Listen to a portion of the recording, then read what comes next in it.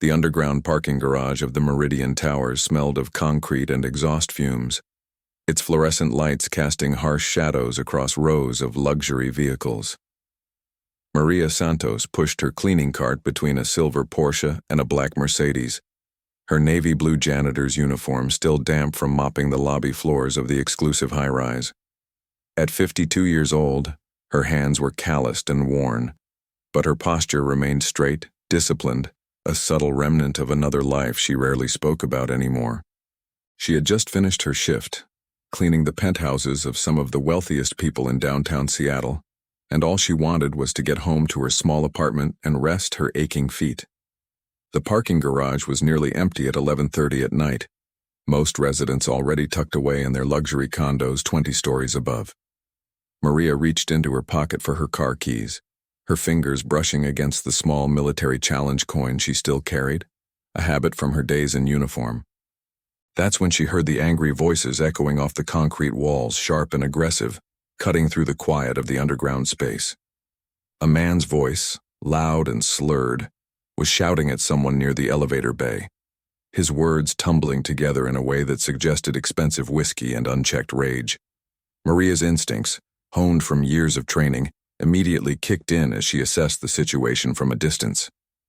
Near a gleaming red Ferrari, a young woman in a cocktail dress was backing away from a man in a tailored suit, her hands raised defensively, her voice pleading for him to calm down.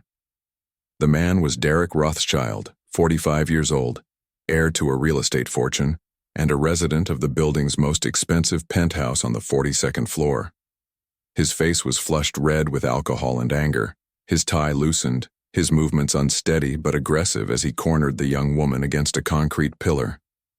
Maria had seen him before, had cleaned his penthouse twice a week for the past 8 months, had endured his dismissive glances and the way he never acknowledged her presence.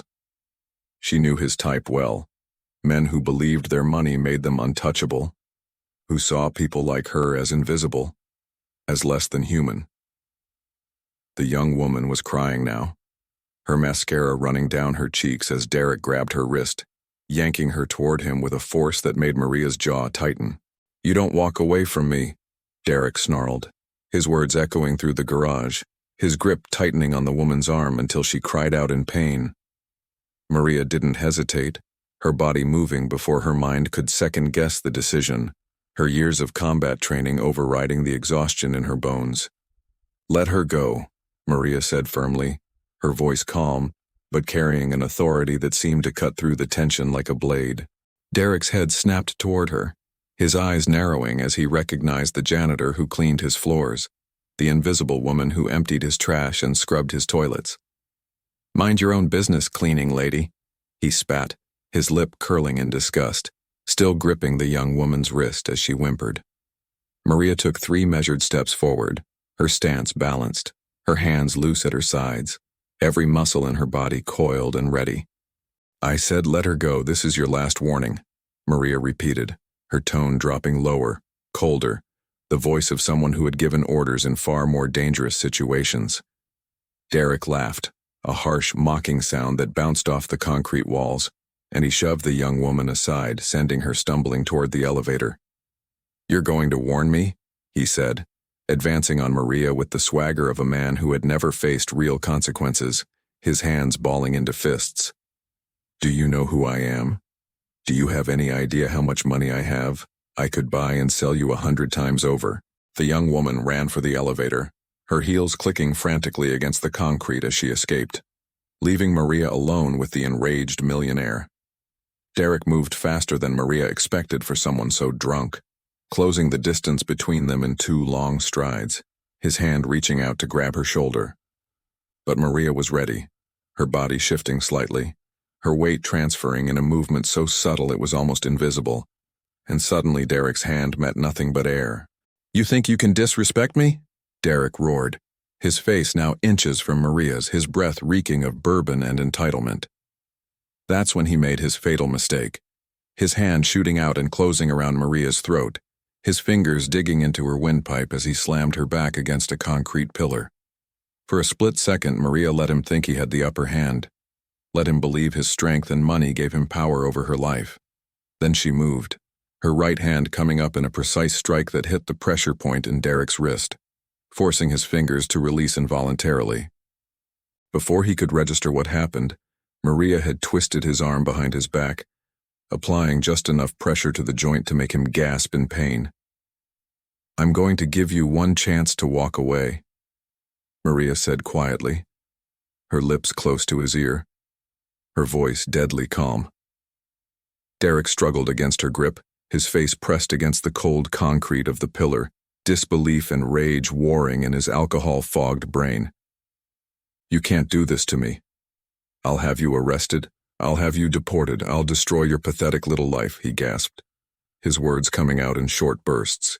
Maria increased the pressure slightly, feeling the joint in his shoulder begin to strain, knowing exactly how much force would dislocate it completely.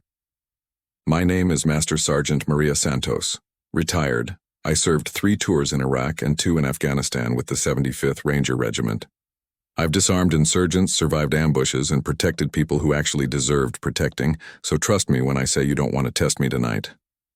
She released him suddenly, stepping back into a ready stance as Derek stumbled forward, clutching his arm, his face a mixture of shock, pain, and humiliation. "The police are already on their way. That young woman you assaulted called them from the elevator," Maria said, pulling out her phone to show him the timestamp of her own 911 call. Derek's eyes widened as the reality of his situation began to penetrate through the alcohol haze, his bravado crumbling like a sandcastle against the tide. "You don't understand, she was my girlfriend, we were just having an argument," he stammered, backing away from Maria, his hand still massaging his wrist. "I understand perfectly. I've seen men like you my entire life. Men who think power comes from money or violence or the ability to hurt people weaker than themselves." The sound of sirens echoed down the parking garage ramp, growing louder with each passing second, red and blue lights beginning to flash against the concrete walls. Derek looked toward his Ferrari, then back at Maria, his mind clearly racing through his options, calculating whether he could somehow buy his way out of this situation.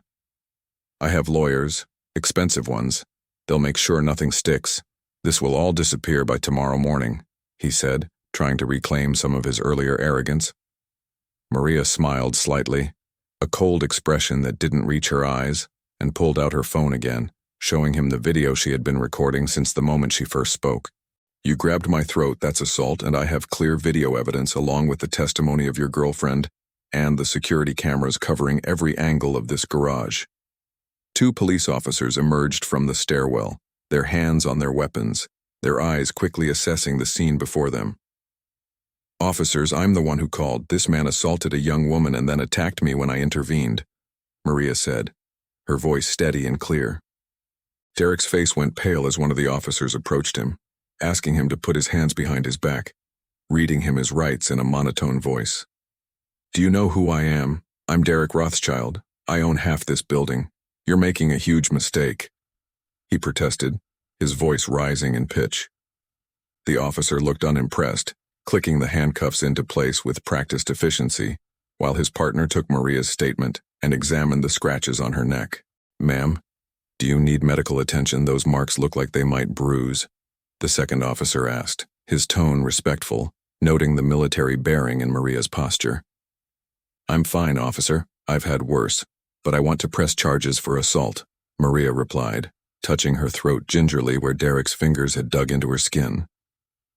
As they led Derek toward the police car, he turned back to look at Maria, his expression now showing fear rather than rage, the reality of his actions finally sinking in. "My lawyers will crush you in court. You'll wish you'd never touched me," he called out. But his voice lacked conviction, the empty threat of a desperate man. Maria watched him go, feeling neither satisfaction nor anger, just a deep weariness that came from seeing the same patterns repeat themselves in different forms throughout her life. The young woman in the cocktail dress emerged from the elevator, accompanied by another officer, her statement recorded, her courage slowly returning now that she was safe. "Thank you," she said to Maria, her voice barely above a whisper, tears still staining her cheeks. "I don't know what he would have done if you hadn't been here." Maria nodded, placing a gentle hand on the young woman's shoulder. recognizing the shame and confusion that came from being victimized by someone you thought you could trust. You did the right thing by calling the police, and you're stronger than you think. Don't let anyone make you feel like this was your fault, Maria said softly. The officer taking Maria's statement asked about her military background, and when she mentioned the 75th Rangers, his entire demeanor shifted to one of deep respect. Master Sergeant, thank you for your service, and thank you for not seriously hurting this guy, though from what I'm hearing he would have deserved it, the officer said with a slight smile. Maria gave her contact information, provided the video evidence from her phone, and answered all their questions with the precision and clarity of someone trained in after-action reports. By the time everything was finished, it was nearly 1 a.m, and Maria's entire body ached with exhaustion, the adrenaline finally wearing off. She walked slowly to her car, a 10-year-old Honda Civic that was worth less than Derek's monthly car payment, and sat in the driver's seat for a long moment. Her hands were shaking slightly now, not from fear, but from the delayed physical response to confrontation, something she had experienced countless times in combat zones. Maria looked at the challenge coin in her palm, the emblem of the 75th Ranger Regiment worn smooth from years of being carried, a reminder of who she had been and who she still was. She thought about Derek, about his assumption that a janitor must be weak, must be powerless, must be less than him simply because of the uniform she wore to work. He never saw her, never wondered about her story, never considered that the hands that cleaned his floors had once held an M4 rifle and led soldiers through firefights. The next morning, Maria returned to work, knowing that Derek's penthouse would need to be reassigned, that her presence in the building might become complicated. But when she arrived, the building manager was waiting for her, along with a representative from the building's ownership group, their expressions apologetic and concerned. Ms. Santos, we want to apologize for what happened last night.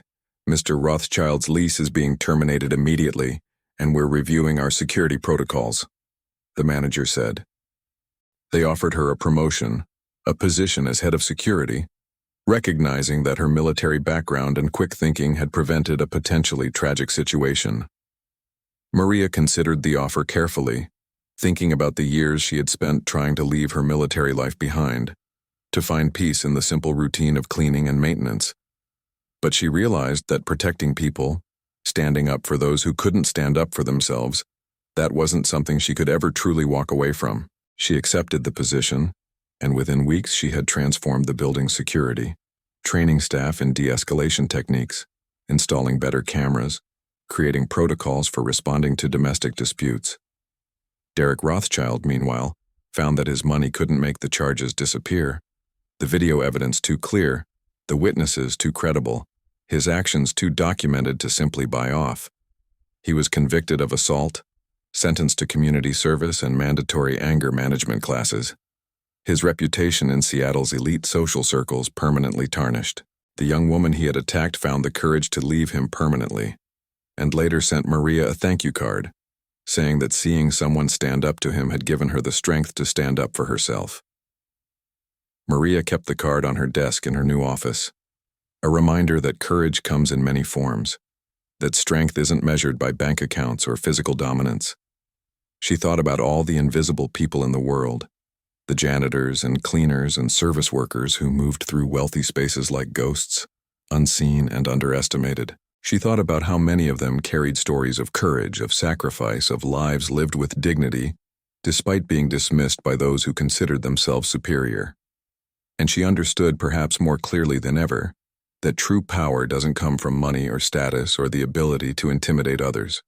It comes from character, from the willingness to stand up when it would be easier to walk away, from treating every person as worthy of respect regardless of their job or circumstances.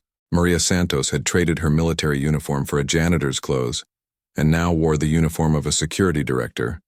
But the core of who she was had never changed. She was a protector, a warrior for the vulnerable, and no amount of money or status would ever make her bow to bullies or stand aside when someone needed help. In the end, Derek Rothschild learned what countless others had learned before him, that underestimating someone based on their appearance is not just foolish, it can be devastating, because you never know who you're really dealing with, you never know what battles they've fought, what strength they carry, What honor guides their actions when the world isn't watching? And sometimes the person you dismiss as powerless turns out to be the one with the real power all along. The power that comes from integrity, courage, and an unshakable commitment to doing what's right, no matter the cost.